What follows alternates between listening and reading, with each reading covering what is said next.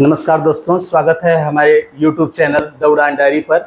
और जैसा कि हम इस चैनल पे बहुत सारे जानकारियाँ लेके आते हैं आप सभी को लोगों के लिए, और मैं आज एक स्पेशल गेस्ट को लेके आया हूँ जिसका नाम है राजेश वैस सर हैं हमारे बीच में, जो पुलिस विभाग में CID विंग में उप निरीक्षक पद पे हैं।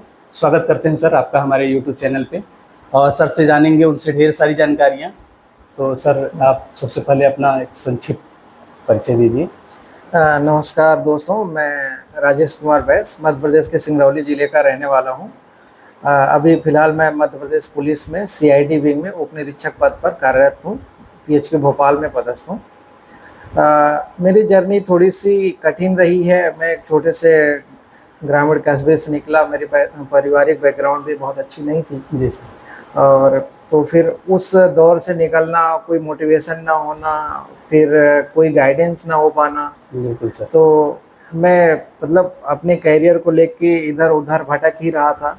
तो ऐसे में भोपाल में कुछ दोस्तों के थ्रू मुझे जय हिंद शिक्षा संस्थान के बारे में भी पता चला। जी सर। तो मैंने फिर वहाँ जुड़ा, देखा, तो वहाँ पे कैरियर गाइडेंस बहुत अच्छा मिला, मोटिवेशन मिला। जी सर। तो मैंने वहाँ पे तैयारी की और वहाँ पे मिस्टर प्रदीप मिश्रा सर थे जो CID में DSP के पद पर पदस्थ थे। जी सर। उन्होंने मुझे गाइड किया। उन्होंने सही मार्गदर्शन दिया कि आपको करना क्या है, कैसे करना है, आप अपने लक्ष्य को कैसे प्राप्त कर सकते हैं। अभी तक मेरी जो जर्नी थी वो डिसिप्लिन नहीं थी। डिसिप्लिन नहीं। तो वहाँ से मेरे को एक डिसिप्लिन और टाइम लाइन के तहत मिला। तो मैं उनसे जुड़ के तैयारी किया और उन्होंने भी मेरे ऊपर मेहनत किया। तो मैं सन 2017 में उप निरीक्षक पद पे सेलेक्ट हुआ। उस समय मेरी मध्य प्रदेश में टेक्निकल से 2nd रैंक थी। तो ये जो मेरा मोटिवेशन कह सकते हैं या जर्नी का जो दौर था, एक पारिवारिक बैकग्राउंड से जो था सपोर्ट था, क्योंकि वहाँ पे भी बहुत लोअर लिटरेसी है। पारिवारिक बैकग्राउंड में कोई बहुत ज़्यादा पढ़े लिखे लोग नहीं हैं। तो वहाँ से भी हमको उनका ये तो कहना था कि पढ़ो, लेकिन क्या पढ़ो किसी को नहीं पता है। जी सर। न तो उन्हें पता क्या पढ़ो, न मुझे पता क्या पढ़ो। तो एक सही मार्गदर्शक जब मिलता है आपको, तो आपका जीवन जो इधर उधर भटक रहा होता है वो सही डायरेक्शन में चलता है। सफलता सरल हो जाती है। सफलता सरल हो जाती है और सही डेस्टिनेशन मिल पाता है। तो इस तरीके से मैं अभी लगभग 7.5 साल हो गया मेरे को मध्य प्रदेश पुलिस में करते हुए। तो बहुत अच्छा चल रहा है। तो सर हम लोग ये जानना चाह रहे हैं कि आप शुरू से ही पुलिस विभाग में जाना चाहते थे, या कैसे, मतलब यात्रा कैसे तय हुआ कि पुलिस डिपार्टमेंट में ही जाना है? जैसे आप टेक्निकल फील्ड से आपने B.Tech किया है और उसके बाद फिर इधर कैसे जुड़ा हुआ है? शुरू से मेरा पुलिस में जाने का ऐसा नहीं था। पहले तो था मेरा कि कोई नौकरी लग जाए। जी जी। फिर जब मैंने इंजीनियरिंग कंप्लीट की तो कुछ टाइम मैं प्राइवेट नौकरी में भी रहा। फिर था कि उसमें क्या था कि इधर उधर कभी यहाँ कभी वहाँ, कंपनी अपनी सुविधा के हिसाब से जहाँ भी पोस्टिंग कर रही है आपको जाना पड़ रहा है। तो लगभग दिसंबर 2015 के आसपास मैं पक सा गया था कि प्राइवेट नौकरी से इधर उधर, कभी गुड़गांव, कभी हैदराबाद, बेंगलोर, भुवनेश्वर, कोलकाता, इन सब जगहों पे मैंने नौकरी की प्राइवेट। पर फिर लगा कि यार कहीं तो स्टेबिलिटी चाहिए। तो फिर समझ में आया कि स्टेबिलिटी चाहिए तो गवर्नमेंट नौकरी की तरफ तो फिर आए। तो यहाँ लगा कि यार एक ऐसा जॉब मिल जाए थोड़ा सा प्रेस्टिजियस भी हो और हमारे अचीव करने में बहुत ज़्यादा परेशानी भी ना हो, उसको मिल भी जाए। तो फिर ऐसा देख के फिर मैंने पुलिस की तैयारी शुरू की कि बनना है तो उप निरीक्षक ही, सब इंस्पेक्टर ही बनना है, उसके नीचे तो नहीं बनना नहीं, क्योंकि उससे अच्छी तो मेरी फिर प्राइवेट जॉब ही है। तो फिर तैयारी उसके हिसाब से शुरू की। फिर अच्छा मार्गदर्शन मिला। मेन तैयारी के दौर में आपको सबसे जो होता है कि आपको अपना लक्ष्य पहले फिक्स करना है कि आपको सब इंस्पेक्टर बनना है या PSC के थ्रू कोई पोस्ट चाहिए। PSC में भी कोई पोस्ट चाहिए तो कौन सी चाहिए, या आप वनडे एग्जाम की तैयारी कर रहे हैं तो स्पेशली आपको उसी तरीके की तैयारी करनी है। बिल्कुल सर, क्योंकि सबका सिलेबस अलग अलग होता है। सबका सिलेबस अलग है, कुछ चीजें सबकी अप्रोच भी अलग है। हाँ, लेकिन आपकी कैपेसिटी कितनी है, आप कितने घंटे पढ़ सकते हैं, आपका IQ लेवल क्या है, आपसे अच्छा असेसमेंट आपका कोई नहीं कर सकता। अपना असेसमेंट आप खुद करते हैं। तो आप जिस लेवल का मेहनत कर सकते हैं, कितने घंटे आप सिटिंग कैपेसिटी है आपकी, डेली कितने घंटे पढ़ सकते हैं, उसके हिसाब से अपनी रणनीति बना के तैयारी करें तो ज़्यादा बेहतर होता है। आपको जल्दी सफलता भी मिलती है। तो हमारा दोस्त या हमारे बगल वाला क्या कर रहा है, वो किस चीज़ की तैयारी कर रहा है, उस पर फोकस ना करके हम अपने हिसाब से हम कितना मेहनत कर सकते हैं उसके हिसाब से करें तो ज़्यादा आसान है। जी सर। सर इस चैनल के अलावा हम एक लाइब्रेरी का भी संचालन करते हैं, विवेकानंद लाइब्रेरी। तो उसमें सर आए दिन लड़के आते रहते हैं। जैसे अभी हाल ही में MP ASI की वैकेंसी आई है और MP कांस्टेबल भी आया है, UPSI की वैकेंसी आई है।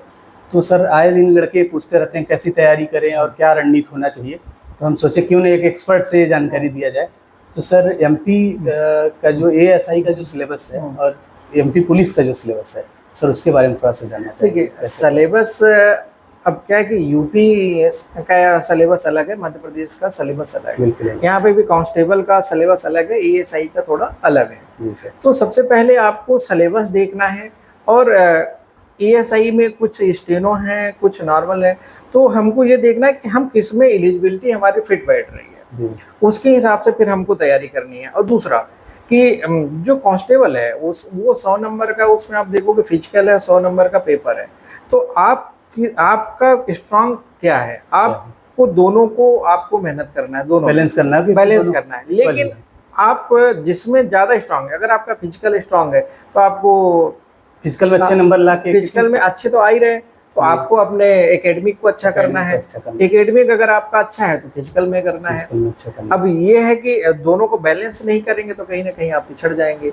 उसी तरह ASI का है, आपको सिलेबस देखना है। सिलेबस में मेन होता है कि सिलेबस तो बहुत भरा हुआ है, उन्होंने लिख दिया जनरल अवेयरनेस, उसमें क्या पूछेंगे आप किसी को नहीं पता। लिख दिया भैया रीजनिंग के टॉपिक्स कुछ हैं, लेकिन उसमें क्या पूछेंगे। तो सबसे मेन होता है कि हमको पढ़ना क्या है और क्या नहीं पढ़ना है। सिलेबस बहुत है, ब्रॉड है, तो हमको सबसे पहले ये पता करना है कि क्या नहीं पढ़ना है और क्या पढ़ना है। क्या नहीं पढ़ना है अगर आपको पता चल गया तो आप उसको पहले साइड कर दोगे, फिर जितना सा पढ़ना है, क्योंकि टाइम आपके पास बहुत कम है, उस टाइम में ही आपको क्रीम निकालना है। तो पूरा हम जो आसपास की चीज़ें हैं उसको इग्नोर करके क्या क्या है, और दूसरा आपका जो पहले से तैयार है उनको सिर्फ रिवाइज करना है। जिनको आपने अभी तक टच नहीं किया है सिलेबस में, उस पर फोकस करना है। क्योंकि आपका कितना अच्छा भी मैथ है, अगर मैथ का क्वेश्चन 10 नंबर का है तो आप 10 नंबर ही पाओगे, पेपर तो 100 नंबर का है। भी उसकी तैयारी कर ली। तो जो आपको अच्छा लगता है वो कम पढ़ना है, जो अच्छा नहीं लगता है उसको ज्यादा पढ़ना है। क्योंकि अगर किसी को हिस्ट्री नहीं समझ में आ रही या नहीं बन रही तो उसको उस पर ज्यादा फोकस करना है, उसको इग्नोर नहीं कर सकते। अगर उसके 2 क्वेश्चन भी आए तो आज तो ऐसा है कि 70.1 में सिलेक्शन है, 70 में नहीं है, तो आपको पॉइंट का भी ध्यान रखना है। तो इस तरीके से आपको अपनी तैयारी करनी है कि जो पेपर आया, जो सब्जेक्ट आपको अच्छा लगता है उसको कम पढ़ना है, जो अच्छा नहीं लगता है उसको ज़्यादा पढ़ना है। क्योंकि जो अच्छा लगता है वो पहले से आपको बनता है, इसीलिए अच्छा लगता है। जो पेपर हमको नहीं बनता ना, जो सब्जेक्ट, वही हमको बुरा लगता है, ऐसा कभी पढ़ने का मन भी नहीं करता। तो ये है, तो आपको जो अच्छा लगता है उसको ज़्यादा कम पढ़े, जो नहीं अच्छा लगता उसको ज़्यादा पढ़े, क्योंकि बैलेंस आपको करना पड़ेगा। बैलेंस नहीं किए तो आपका सिलेक्शन नहीं होगा, बैलेंस करना। सर जैसा कि हम जानते हैं कि आप एक लंबे समय से बहुत सारे विद्यार्थियों को गाइड कर रहे हैं, पढ़ा भी रहे हैं जय हिंद शिक्षा संस्थान में। तो सर क्या रणनीति, एक अचूक रणनीति क्या होनी चाहिए जो अभी जो एग्जाम आए हैं उनके लिए, जो जितना कम समय बचा है उसमें कैसे वो लोग टारगेट करें, कैसे क्या रणनीति रहे उनकी? अब देखिए, अभी काफ़ी लंबे समय से हम लोग जय हिंद शिक्षा संस्थान भोपाल में रन कर रहे हैं। उसमें स्कॉलरशिप टेस्ट के तहत हम बहुत से बच्चों को फ्री एजुकेशन भी देते हैं, तैयारियां बहुत कराते हैं, बहुत से बच्चों से सेलेक्ट भी हुए।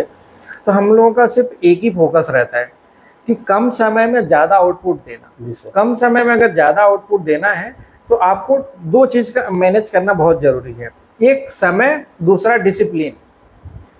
आपको डेली अगर 8 घंटे पढ़ना है तो डेली पढ़ना है। अगर डेली 5 घंटे पढ़ रहे हैं, आपकी कैपेसिटी 5 घंटे है तो डेली 5 घंटे पढ़ना है, उसके बाद ही कुछ और सोचना है। और डिसिप्लिन, अगर हम 5 घंटे ही पढ़ पाते हैं तो 5 घंटे सिर्फ पढ़ेंगे, उस दौरान हमको कोई डिस्टर्बेंस नहीं चाहिए। हर किसी की सीटिंग कैपेसिटी है, मतलब रेगुलरिटी होनी चाहिए, रेगुलरिटी होनी चाहिए। डिसिप्लिन अगर आपके जीवन में नहीं है तो आप 10 घंटे 20 घंटे भी पढ़ लो, नहीं कोई फर्क नहीं पड़ता। एक दिन 10 घंटे पढ़े, हाँ, पढ़े ही नहीं तो गायब हो गया। तो इसलिए, और दूसरा, जो दिन भर पढ़े हैं उसको समराइज करना बहुत जरूरी है। तो हम दिन भर जो भी पढ़े हैं, 4 घंटे 5 घंटे 8 घंटे जिसकी कैपेसिटी है, शाम को आधे घंटे 1 घंटे उसको समराइज करना बहुत जरूरी है। आप अगर समराइज नहीं कर पा रहे हैं तो ये तरीका आपका कहीं ना कहीं आगे जाकर आपको नुकसान पहुंचाएगा। तो आपको सबसे पहले सिलेबस देखना है, सिलेबस के अकॉर्डिंग ही पढ़ना है, और दूसरा डिसिप्लिन मेंटेन करना है, और हर दिन जितना पढ़ रहे हैं उसको शाम को समराइज करना है। ये अगर आप रूटीन में फॉलो कर लिए तो आपका सिलेक्शन से कोई नहीं रोक सकता। सर ये जो जय हिंद शिक्षा संस्थान है, क्या इस ऑनलाइन प्लेटफॉर्म भी है क्या इसका? ऑनलाइन से भी जुड़ सकते हैं क्या बच्चे? हाँ, उसमें ऑनलाइन से भी जुड़ सकते हैं। हम लोगों ने अभी शुरू किया है, तो हमारा एक जय हिंद शिक्षा संस्थान का यूट्यूब चैनल है, उसमें कुछ कोर्स आपको फ्री मिले अवेलेबल हैं, कुछ हैं जो चार्जेबल हैं। जैसे कुछ टीचर हैं जो फ्री में नहीं देना चाहते हैं, उनको लगता है कि कुछ हम चार्ज करेंगे, तो कुछ कोर्स चार्जेबल है, कुछ फ्री है। तो दोनों ही मोड में आप उसमें जुड़ सकते हैं। दोनों उसमें हॉस्टल फैसिलिटी वगैरह भी अभी है? कुछ दिनों तक हॉस्टल फैसिलिटी थी, अभी तो हमने हॉस्टल को खत्म कर दिया है। अभी केवल एजुकेशन फिजिकल वगैरह सारी चीज। हाँ, हमारी ऐसे ही कि खासकर हमारा जो जय हिंद शिक्षा संस्थान है ये पुलिस की ट्रेनिंग एकेडमी के तरीके से है। हम उसमें क्लासेस भी चलाते हैं, और फिजिकल जो भी कोर्स में है वो हम सब करते हैं। फिजिकल की तैयारी कराएंगे, अगर कुछ कोर्स में इंटरव्यू है तो हम इंटरव्यू की भी तैयारी कराते हैं। उसमें हम मध्य प्रदेश पुलिस से जुड़े बड़े बड़े अधिकारियों को लेके आते हैं, वो आपको तैयारी कराते हैं। बीच बीच में हम मोटिवेशनल स्पीकर के तौर पे भी उनको लाते हैं। तो सर उसमें जितने भी शिक्षक होंगे सब कहीं कहीं सिलेक्टेड ही? हाँ, हमारे ज़्यादातर या मैक्सिमम कह लें कि जो भी है मेंटर हैं, गाइड हैं, वो सारे किसी न किसी बड़े पदों पे पदस्थ हैं।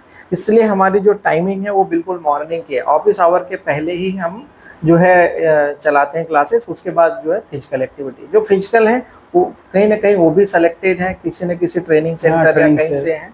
तो सारे लोग एक तरीके से ये कहीं ना कहीं किसी न किसी ग्रुप से जुड़े हुए लोग हैं। तो सर अभी बच्चे बोल रहे हैं कि सिलेबस बहुत बड़ा है, उसको कैसे डिकोड करें? बहुत समस्या है, मतलब उतने कम समय में हम कैसे उसको डिकोड करें, कैसे करें? इसके बारे में कुछ सर डिटेल में थोड़ा सा। अभी थोड़ी देर पहले मैंने यही बताया कि हमको क्या पढ़ना है और क्या नहीं पढ़ना है। अगर ये पता कर ले तो आपका सिलेक्शन पक्का है। तो सबसे पहले हमको यही देखना है कि कोई भी एग्जाम हमको देना है तो सबसे पहले उसका सिलेबस, भले 1 दिन 2 दिन 3 दिन लग जाए, हम उस सिलेबस को पहले देखेंगे। उस सिलेबस में क्या है और क्या नहीं है। अगर हमें पता चल गया कि हमको क्या नहीं पढ़ना है तो हम वो इग्नोर कर देंगे। तो जो हमको बहुत ब्रॉड सिलेबस लग रहा है वो कम हो जाएगा।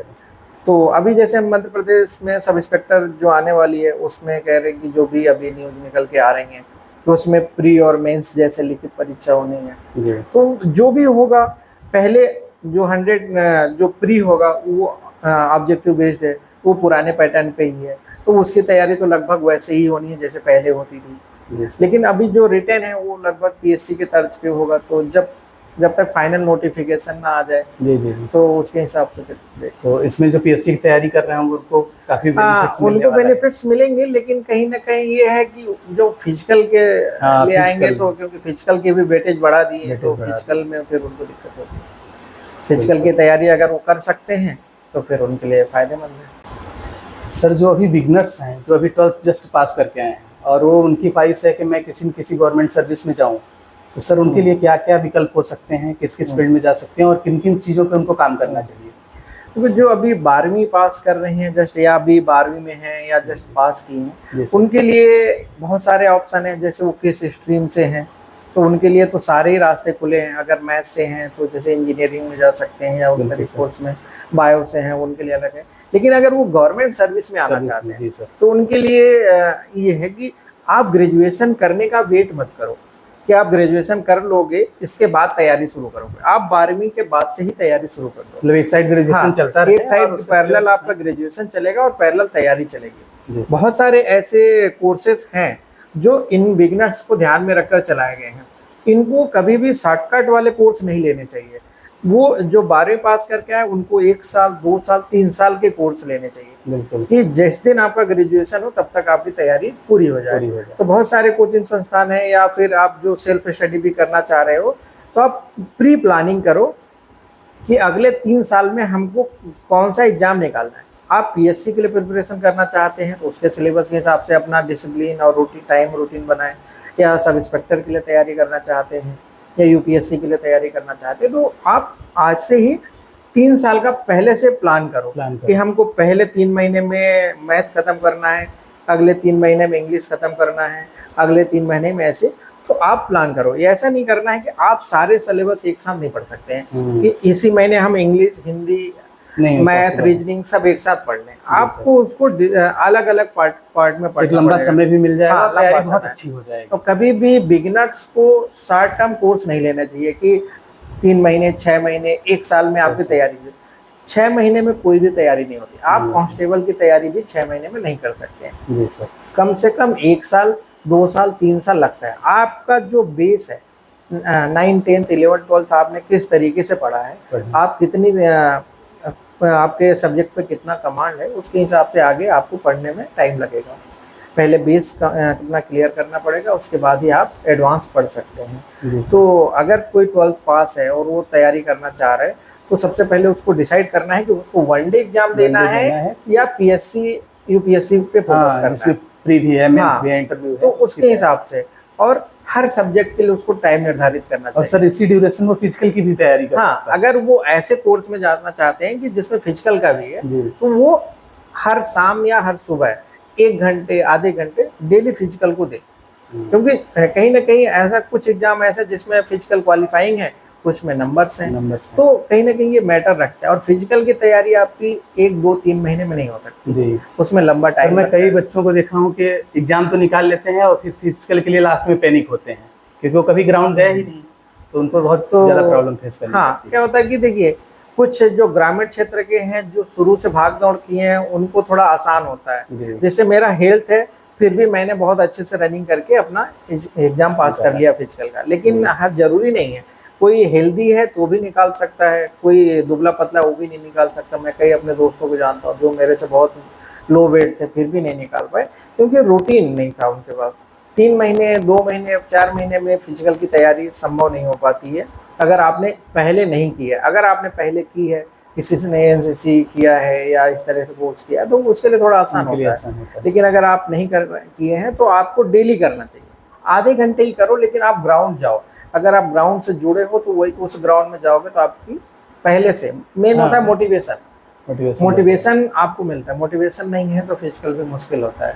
तो इसलिए, और कहीं ना कहीं अगर आप फिजिकल कर रहे हैं तो एक भले कोई छोटा सा है, एक मार्गदर्शक या फिजिकल ट्रेनर से सलाह जरूर लें क्योंकि उनके अगर सानिध्य में रहेंगे तो कहीं ना कहीं आपको सही डायरेक्शन में मेहनत कर पाएंगे। अगर आपको रनिंग करना है तो सिर्फ रनिंग ही नहीं है, आपको अपने बॉडी का जो गेस्चर पोस्चर उसको भी मेंटेन करना है क्योंकि बहुत सारे लड़के दौड़ तो लेते हैं बिना गाइडेंस के लिए, फिर वो 2-4 दिन के लिए बैठ जाते हैं कि सर यहाँ दर्द होने लगा, वहाँ दर्द होने लगा, तो इसलिए प्रॉब्लम जनरली आती है। चीजों को बैलेंस करने के लिए आपको किसी न किसी गाइडेंस की जरूरत पड़ती है। इसलिए जीवन में आप पे एक मेंटर बहुत जरूरी है। भले वो आपके पापा हो सकते हैं, भाई हो सकता है, कोई गुरु हो सकता है, कोई दोस्त हो सकता है, लेकिन कैरियर गाइडेंस के लिए एक मेंटर बहुत जरूरी होता है, खासकर तब जब आप इनिशियल दौर में हैं। तो इस तरीके से सर तैयारी के दौरान बहुत सारी दिक्कतें आती हैं, आपके जीवन में क्या क्या दिक्कतें आती थी और उनको कैसे आप ओवरकम करके ये अचीव किए? तैयारी के दौर में देखिए बहुत सारे कई तरह की दिक्कतें हो सकती हैं। किसी को फाइनेंशियल है दिक्कत है, किसी को सही माहौल नहीं मिल पा रहा है, या किसी को सही मोटिवेशन नहीं मिल पा रहा है, या किसी को सही मार्गदर्शक नहीं मिल पा रहा है। इस तरीके से दिक्कतें आती हैं। लेकिन देखिए अगर दिक्कतें नहीं है तो फिर जीवन नहीं है। तो इसलिए आपको कहीं ना कहीं आपको सही जगह पहुंचने की देर है। आपको कम्युनिकेशन आपका अगर अच्छा है तो आप सही जगह पहुंच सकते हैं। आप कोशिश करिए कि जो चीज़ आपको नहीं समझ में आ रही है या जिसकी जानकारी आपको नहीं है, पूछें किसी न किसी आपके टीचर से पूछे, अपने बड़े भाई से पूछे, भाई के दोस्तों से पूछे, या आजकल तो यूट्यूब आ गया है। हालांकि यूट्यूब पे तो 1000 तरह के कंटेंट है, उसमें सही कंटेंट तो भ्रमित भी करते हैं। हाँ, तो बहुत सारे जैसे एड करते हैं, तो ऐसा नहीं है। अगर आप सही चूज करने आ गया आपको कि सही चीज़ें आप सेलेक्ट कर पा रहे हैं तो आप कर सकते हैं, चीज़ें बिगड़ेंगी नहीं, जल्दी आप सही जगह पहुंच सकते हैं। सर कोचिंग और लाइब्रेरी को आप किस रूप में देखते हैं कि क्या इनका इम्पोर्टेंस है? कोचिंग और लाइब्रेरी कह सकते हैं दोनों जुड़े हुए हैं। लाइब्रेरी आपको डिसिप्लिन देती है और कोचिंग आपको डेली का आपको कह सकते हैं होमवर्क देता है। कोचिंग एक तरीके का होमवर्क ही देता है। जी अगर आप बेसिक है 12वीं पास किया है तो आपको कोचिंग की जरूरत है। अगर आपने 1-2 साल पढ़ लिया है तो कोचिंग की बहुत आवश्यकता नहीं है। सेल्फ किया जा सकता है, सेल्फ लाइब्रेरी में, पढ़ हाँ, के आप कर सकते बस आपके जीवन में डिसिप्लिन की जरूरत है। डिसिप्लिन आपको लाइब्रेरी देती है। लाइब्रेरी में सबसे अच्छा है कि माहौल मिलता है। हैं। अगर 50 बच्चे 100 बच्चे वहाँ बैठ के पढ़ रहे हैं तो घर में अगर आप 2 घंटे की सीटिंग दे रहे हैं तो लाइब्रेरी में आप 4 घंटे बैठ सकते हैं। जी सर। वहाँ एक माहौल मिलता है, और सर इसलिए एफिशिएंसी भी काफ़ी कुछ बढ़ हाँ। जाती है, क्योंकि डिस्टरबेंस बिल्कुल जीरो रहता है उसमें। एक तरीके से वहाँ का इन्वायरमेंट, किसी भी चीज़ के लिए इन्वायरमेंट बहुत महत्वपूर्ण रखता है कि वहाँ के आजू बाजू के जो बच्चे पढ़ रहे हैं या वहाँ शांत वातावरण, पढ़ाई के लिए कंसंट्रेशन के लिए बहुत अच्छी जगह होती है। जी सर। तो मेरे हिसाब से तो लाइब्रेरी ऐसी जगह है जो आपके जीवन में डिसिप्लिन लाती है, और कोई भी चीज़ जो आप कम कर पा रहे हो उसको एनहेंस करने के लिए क्वालिटी एजुकेशन भी कह सकते हैं। जी और सर। क्योंकि वहाँ पे आपके दोस्त बनते हैं, अलग अलग जगह से आते हैं, तो वो भी आपको एक तरीके का ज्ञान सीखने ही को मिलता है कि कौन कितना और पढ़ता है। हाँ, और अगर वहाँ पे अलग अलग फील्ड के लड़के मिल रहे हैं या बच्चे मिल रहे हैं तो उनसे आप ग्रुप डिस्कशन भी कर सकते हैं बाहर बिल्कुल। कि कोई चीज़ आपका कमज़ोर है तो उस पर भी बात कर सकते हैं। तो एक तरीके से लाइब्रेरी मेरे हिसाब से तैयारी करने वाले हर बच्चे को ज्वाइन करना चाहिए। कि कभी कभी होता है कि कोई बाहर नहीं जा पा रहा नहीं है, जा पा रहा फिजिकल क्लास में ज्वाइन नहीं कर पा रहा है, तो ऑनलाइन कोर्सेज ऑनलाइन कोर्सेज तो लेके जो अपना ऑनलाइन लाइब्रेरी कोर्सेज बैठ के कर लेते सकते हैं तो उनके लिए तो लाइब्रेरी मस्ट है। घर अच्छा। कितना भी शांत माहौल में है, लेकिन अगर आप अकेले पढ़ रहे हैं तो हाँ, मुश्किल तो होता मुश्किल है। होता है। इसलिए जी सर। लाइब्रेरी मेरे हिसाब से ठीक है। तो सर मैंने भी हमारे अपने दर्शकों दौर और में विद्यार्थियों के अंतिम संदेश के रूप में क्या कहना चाहेंगे? मतलब अंतिम बस ये मोटिवेशन है कि अपने जीवन में समय का सदुपयोग करें और डिसिप्लिन, कोई भी काम बिना डिसिप्लिन का नहीं होता है। समय का खास ध्यान रखें, अपने समय का और दूसरों के समय का भी। ना तो आप दूसरों को डिस्टर्ब करें या खाली किसी को परेशान करें।